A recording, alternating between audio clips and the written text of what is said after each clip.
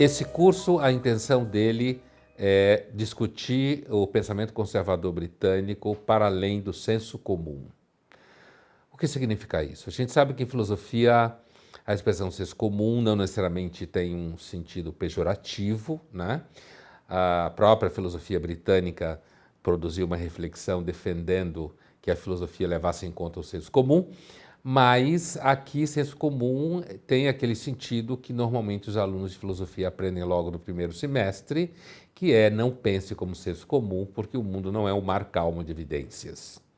Portanto, pensar a tradição conservadora britânica para além do senso comum, como a gente vê no primeiro módulo desse curso, significa pensá-la fora do debate barato que circula bastante nos últimos anos entre nós, que pode ser relacionado, por exemplo, às oposições entre esquerda e direita, pode ser relacionado mais especificamente a toda a discussão ao redor do Bolsonaro e o bolsonarismo. Um dos marcos do primeiro módulo é justamente preparar a discussão e ficar claro que não podemos, por exemplo, considerar Bolsonaro de fato um conservador. Só no sentido banal da expressão, só no sentido barato da expressão, ou só num senso comum empobrecido, que é aquilo que você pode ver pelas redes sociais ou mesmo numa discussão com jornalistas. Não se enganem, muitos jornalistas têm um entendimento do que significa pensamento conservador, não muito distante da maior banalidade de todas, que é achar que é reacionário, que é, sei lá, usando de clichês, é um evangélico reacionário, é um católico conservador, é alguém que é a favor de mulheres voltar ao fogão e coisas assim. Portanto, a abertura do curso, primeiro módulo, ele tem a intenção de fazer um pouco arrumar essa casa, né? Não é ainda uma discussão filosófica enquanto tal, mas sim distanciar a nossa conversa desse debate mais de lacração e de semântica empobrecida que domina as redes sociais e a polarização política, né? Tanto que em uma das aulas do primeiro módulo, nós vamos justamente nos distanciar da polarização política. Depois a gente vai em direção, são 8 módulos, então a gente vai em direção ao debate mais conceitual, com referências bibliográficas, com referências a autores, né? Cada módulo, do segundo ao sétimo, são 8 módulos ao todo, do segundo ao sétimo, nós vamos dedicar basicamente um módulo para cada autor. E é claro que a gente vai fazer um diálogo entre esses autores, nem sempre se trata de um modo geométrico, como se costuma falar em filosofia, dedutivo, mas logo no segundo, e aí sucessivamente em vários módulos, a gente vai discutir, por exemplo, é claro, Edmund Burke. Né? Edmund Burke, que é considerado uma espécie assim, de fundador da tradição conservadora, apesar de ele nunca ter usado de fato a expressão, ele era, na verdade, um deputado, um intelectual, um polemista do Partido Liberal de então, final do século XVIII, na Inglaterra, e dos Whigs, como se chamava, e esse partido representava os interesses da burguesia urbana, grosso modo, enquanto os Tories, os conservadores, como se fala hoje, representavam os interesses da classe aristocrática rural. No final, a história acabou juntando os dois partidos em oposição, de certa forma, ao que se costumou chamar, e se costuma se chamar, Partido Conservador, Partido Trabalhista, por exemplo, chamado Labour, mais de centro-esquerda. Mas, assim, aí, nesse momento, na nossa conversa com o Edmund Burke, a gente vai transitar por alguns dos grandes temas dele, seja a ideia de que a moral se constitui no pelotãozinho, no Little Platoon, a crítica aos calculadores, sofistas e economistas, né? A ideia de que o contrato social, ele não usa exatamente essa expressão, mas que a sociedade é uma comunidade de almas que reúne os mortos, os vivos e os que ainda não nasceram. Esse é um tema que percorre todo o debate, no sentido de que a gente deve respeitar e levar em conta o conhecimento ancestral, né? Essa ideia do respeito ao conhecimento ancestral vai aparecer, por exemplo, no 7º módulo, quando a gente estiver discutindo John Keats, que é um filósofo em atividade, agora em 2021. Né?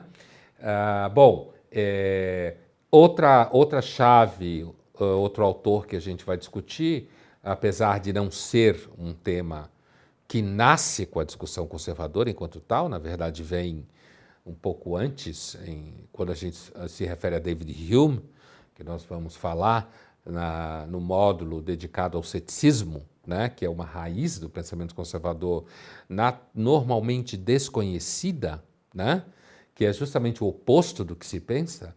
E o ceticismo nasce na Grécia, né, no século XVI. Você tem um cético importante na França chamado Michel de Montaigne, mas nós vamos nos dedicar principalmente ao David Hume, ao seu conceito de hábito, que vai ser importante, por exemplo, no Michael Oakeshott, né, que a gente vai ter um módulo dedicado a ele. A crítica da crença na relação de causa e efeito, que o David Hume também vai colocar em tela, e a importância de dedicar um módulo ao ceticismo é uma importância estratégica, ou seja, marcar a distância que existe entre a tradição conservadora britânica e, por exemplo, todas as crenças reacionárias, que a gente deve voltar ao passado, todas as crenças de que a religião deve atravessar a política, todas as crenças criptoteocráticas, como a ideia de que, por exemplo, Deus está acima de todos no Brasil ou em qualquer que seja o outro lugar. Ou seja, o ceticismo ele é uma arma muito importante contra qualquer tipo de crendice, superstição, crenças religiosas, apesar de que a tradição conservadora britânica não será abertamente anticlerical, né? Como o iluminismo francês. Não será abertamente anticlerical, apesar de cética, porque todo cético bem formado sabe que a gente não pode, com segurança, afirmar que não existe nenhuma dimensão transcendente, né? Mas a gente pode dizer que a dimensão transcendente não deve fazer parte do governo, por exemplo.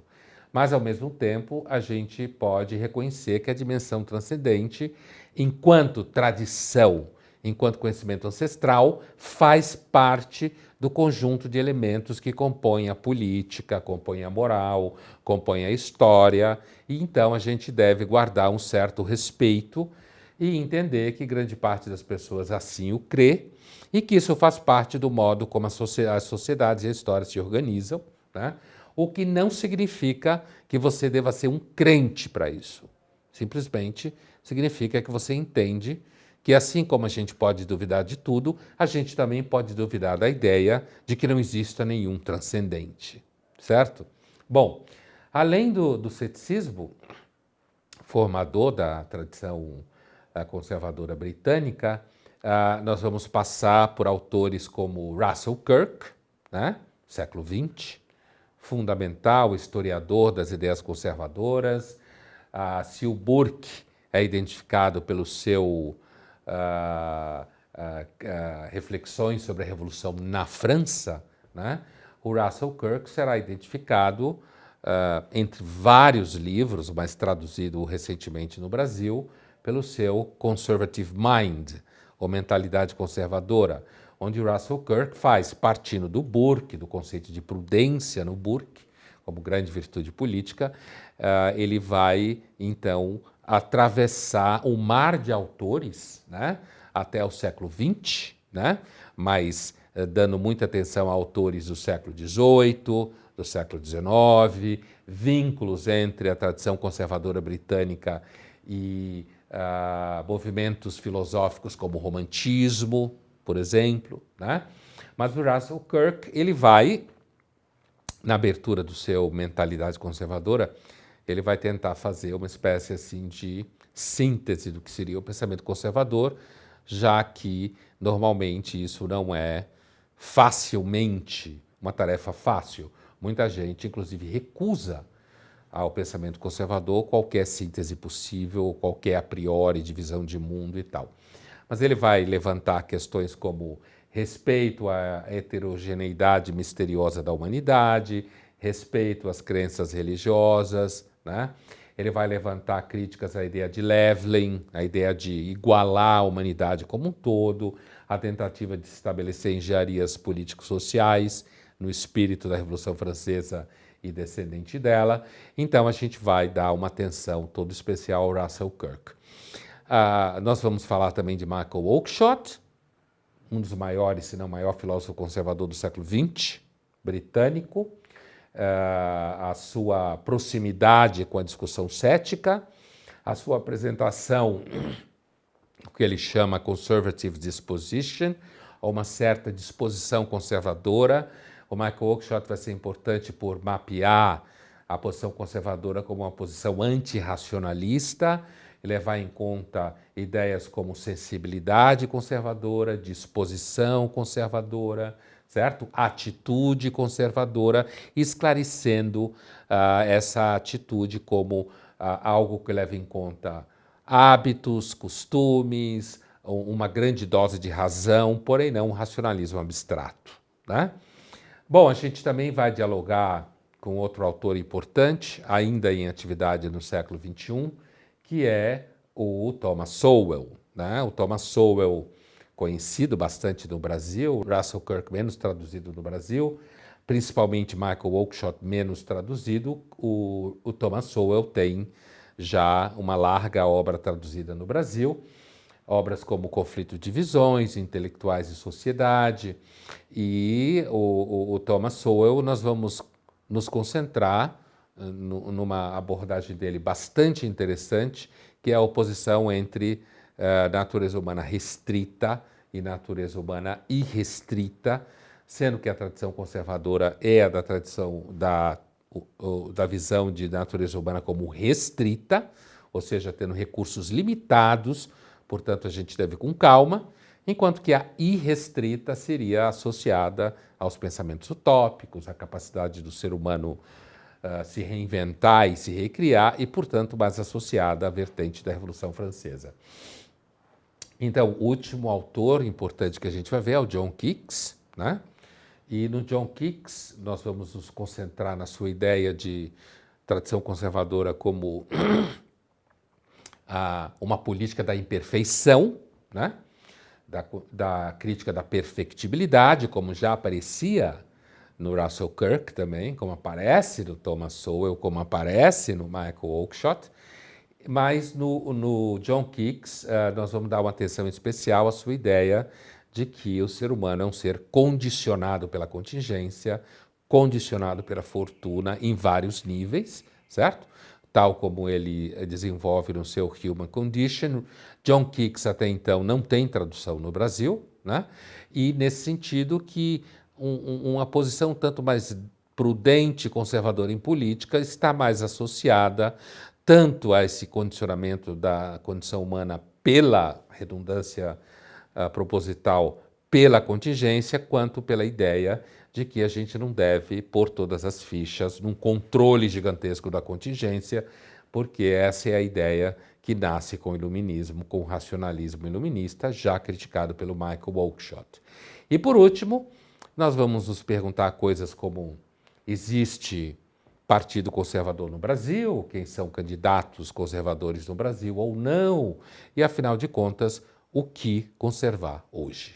Se você quiser saber mais sobre meu novo curso Conservadorismo para além do blá blá blá da polarização, acesse o site